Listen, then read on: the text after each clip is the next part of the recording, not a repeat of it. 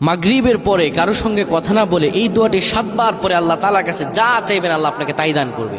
অভাবে আছেন, ঋণগ্রস্ত আছেন, মাথায় টেনশন, ঋণের বোঝা, বাড়িতে থাকতে পারতেছেন না, আল্লাহ সব আপনার পেরেশানি দূর করে দেবে ইনশাআল্লাহ। যদি আপনি আমলটি করতে পারেন, আমল মানুষের জীবন বদলিয়ে দেয়, আমল মানুষের জীবনকে পরিবর্তন করে দেয়। আল্লাহ তাআলা আপনার সব দোয়া কবুল করে নেবেন ইনশাআল্লাহ।